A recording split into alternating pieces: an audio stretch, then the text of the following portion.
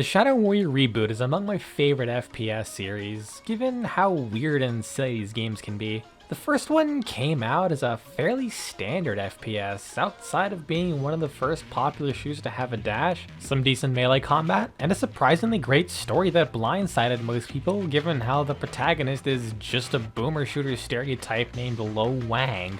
The second game just went balls to the wall stupid and was this looter shooter with fairly open procedurally generated levels that, while making a lot of missteps, was ultimately way more fun for me with how much more frantic they made that game. So hell yeah, I've been waiting on the edge of my seat waiting for this third game to come out all these 6 agonizingly long years. Now that it's finally out, I finally get to see what kind of improvements they made over saving the freaking universe from collapsing.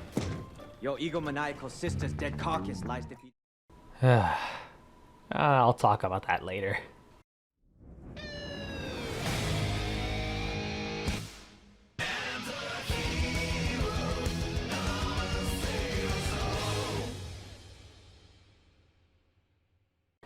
So, Shadow Warrior 3.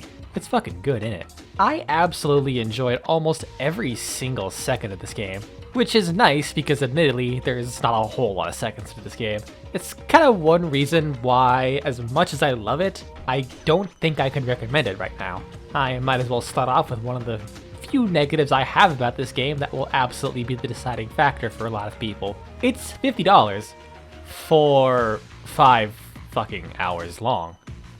I'm not exaggerating here. The only reason I finished it at 6 hours is because I did a decent bit of idling, and there's also some less than ideal checkpoints. This game is very short, but at the very least, what game there is fucking slaps.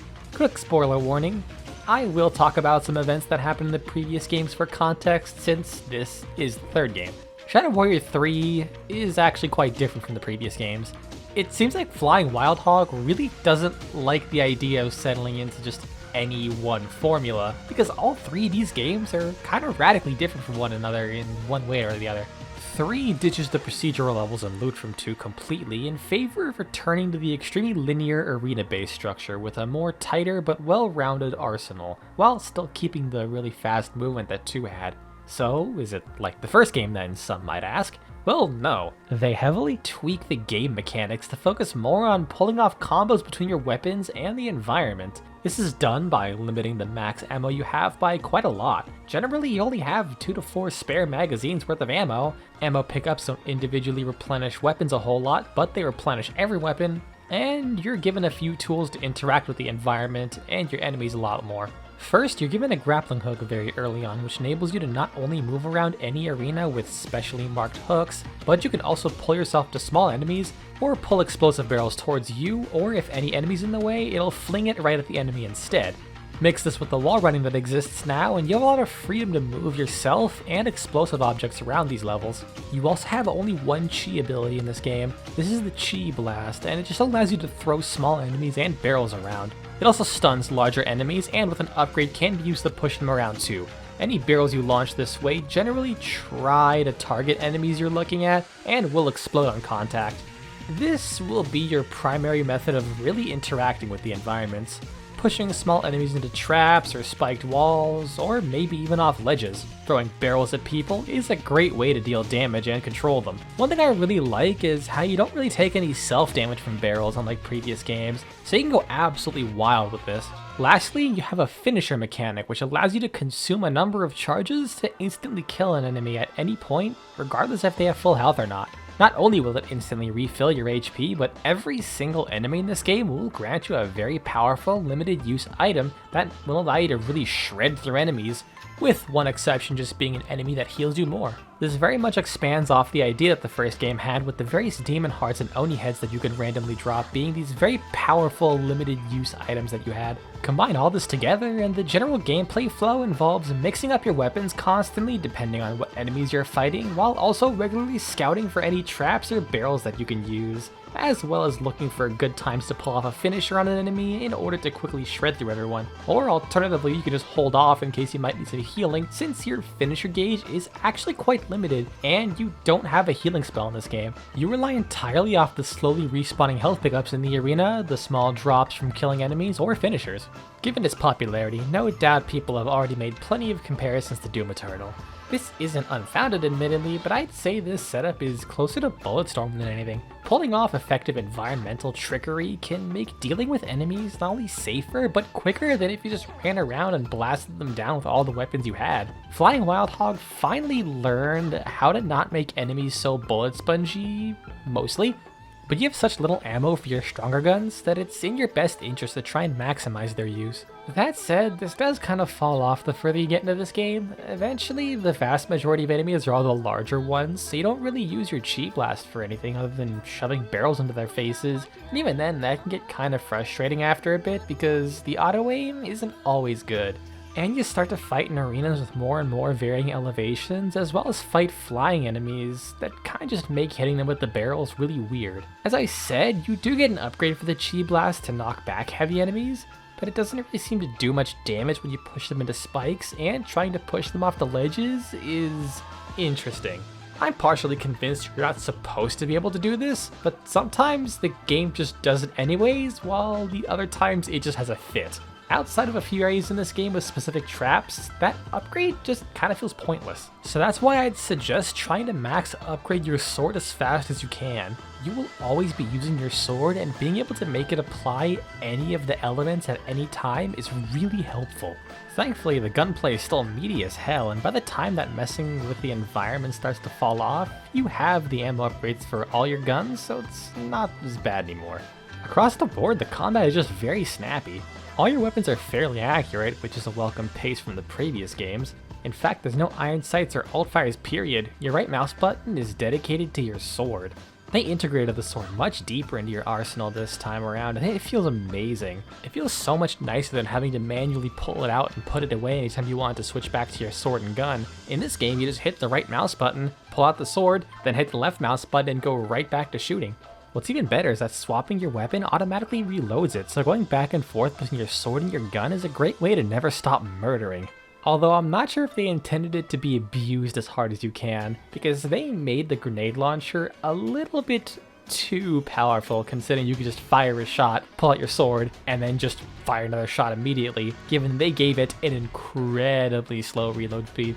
Although given weapons still have a decent weapon swap speed and one of your burst damage weapons does require a charge up, it's not as insane as it is in Doom Eternal.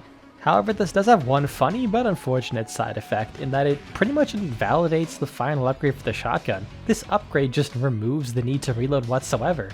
But considering you can just hit the right mouse button and go back to shooting within 0.2 seconds, it kinda just doesn't seem worth it to spend 4 upgrade points.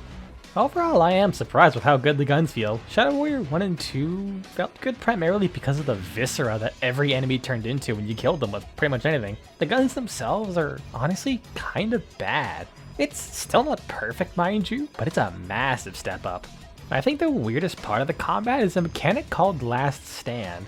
I have no idea what the specifics are, but essentially taking lethal damage will never kill you for a second. So until some effect wears off and you take any hit from that point on, if you haven't healed yet, you'll die. You can pretty much keep doing this as long as you can keep healing enough.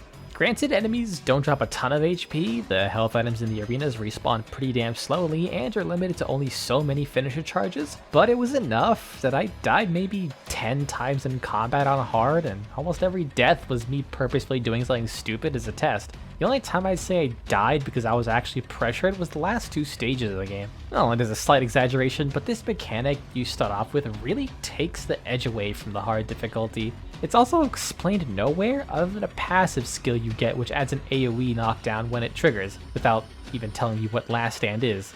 Another massive improvement over the previous games is just the enemies. Outside of a few exceptions, the enemies in 1 and 2 were pretty basic. They more often than not just try to run at you and swipe at you with some melee attack or have a simple range attack. In 3, they're all way more interactive and easy to read, for the most part that is. I just really enjoy the dynamics some enemies offered, as well as the various gore items you can get from performing finishers on them. If you're willing to save your charges, you usually have access to ice bombs from the various light enemies to use as you please. This makes dealing with some of the medium enemies like the Hattori or the Onis much easier, since the Hattori can block a set amount of damage unless it's bypassed by freezing them, and the Onis are just walls of flesh that aggressively pursue you. Then you have enemies who often sit back or in the air and just make your life hell, like the Laser Shogun and the Shakira, who will pretty much fill the area with attacks if there's enough of them. And there's also a couple enemies that just make traversing the arena that little bit more precarious, like the Jaku or the Chefs, who can leave lingering damage around the place while they try and avoid you.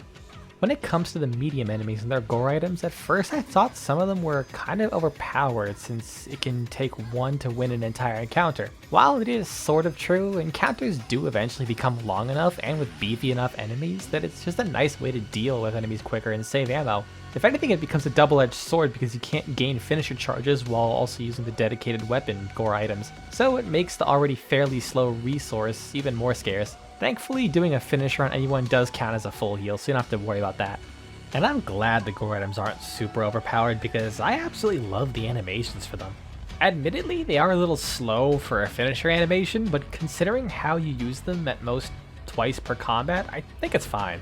Some of them do have some janky animations, like this one where you squeeze a dude so hard it sounds like you're asphyxiating a bagpipe. Where the hands just look like he's just so casually squeezing a large grape, but the sound and visuals really pick up the pace. The others are just really well done and super creative. I wish this game had more enemies just so I could see more of these finishers. Hell, the animation as a whole is honestly incredible. The enemy introductions are just top notch, and this game almost exclusively uses pre-rendered cutscenes as opposed to the first-person dialogue scenes from the previous two games. In these cutscenes, they also generally try and go for some kind of physical comedy as opposed to just pure joke telling, which is a really nice change of pace because they are actually really well done for my sense of humor at least. And there's also one animation detail that I just can't get enough of. A quick spoiler for this next bit, I won't talk about it in detail, but I will be showing a cutscene that gives away a little bit of a twist, and probably the only twist that this game really has to offer. This one character was a completely static wooden mask, but despite this, the animators gave him so much expression in such a cool way by making it so that every time the camera pans away for him, or the face is obscured by anything, its mouth changes expressions. This attention to detail is honestly incredible. And with that spoiler out of the way, I guess I could talk about the story and the writing for this game now. Overall, I found myself to be a little disappointed with the story. It's not bad, but it's just too straightforward due to this length. Essentially, it picks up exactly where 2 ends, where you break open a door between dimensions only to find a dragon coming out of it. Turns out that dragon is a fucking insanely powerful world-destroying monstrosity, and for the second time in this series, something Lo Wang did completely doomed the entire Earth, with the first time being him needing to open up the gates of hell for a boss fight, which inadvertently fused the mortal world and the demon world together. It starts off with Lo Wang monologuing to himself about how he lost his mojo because he failed to take out the dragon the moment it woke, with the flashback being the tutorial level, which was really cool. It's honestly an interesting premise of Lo Wang actually having no self-confidence anymore as he spends the entire game trying to get back his mojo, as he keeps calling it, but it doesn't really go anywhere, nor does it feel like he actually lost anything. Like, the biggest problem I have with this story is that, in the end, it kind of just feels like this whole game was an excuse just to introduce one character, and that's it. And the whole low self-confidence thing isn't helped by the thing that I alluded at the very start. They changed the voice cast for this game like a month before launch. I couldn't find any information as to why, other than plenty of speculation from people that it was most likely to make the voice cast more diverse and fitting, since it went from an almost all-white cast to an almost all-Korean voice cast for these Chinese characters. It's not an idea I'm against, but the fact of the matter is the voice actor they picked to replace Lo Wang, like Mo, is at best a solid sound-alike in a few places, but fails to capture the sheer range that Jason Liebrecht could with his voice work as Lo Wang. A cheesy game such as this relies on a well-made delivery to properly land its jokes, and it just did not work out here. It didn't help that way more lines than usual are just plain references and name drops with almost no context at all. Hashtag demon boy. Hashtag shotgun kill. Hashtag low wag for life. Shut the fuck up. Shut the fuck up, it's actually terrible. Like, I genuinely love the humor in these games through and through for a reference, but some of the lines in this game absolutely annoyed me, though the one I showed was probably the most egregious example. They aren't all that bad. And for those who've never played 1 or 2, here's a quick example from one of the early trailers when they had the original voice as a reference. So, in a grand scale of things, rescuing you is actually a secondary objective. Not to me. You order some wang? Oh yeah, you ordered some wang? But at the very least, it's saved by the sidekick that you get. Usually these games give you some kind of voice in your head companion that Lo Wang can bounce off of to great effect, and it's still present in this game, and much better than the sidekick in 2. The conversations between the two help fill the gap of personality left by just Lo Wang on his own that I really didn't mind him as much. But you know what's the complete opposite of the unfortunate voice actor situation? The environments and music. Holy shit, this game not only looks amazing, but it fucking goes places. For a 5-hour-long story, it just assaults your eyes with amazing scenery that is just vastly different from one place to the next. The enemies are all an absolute feast for the eyes. Pretty much anything past the very first enemy just looks so cool. I can't even begin to describe the music because it's such a unique take on so many familiar sounds. That said, I am sad there's literally no Stan Bush music in this game when the other 2 featured several of his songs. Like, just take a listen to this shit real quick.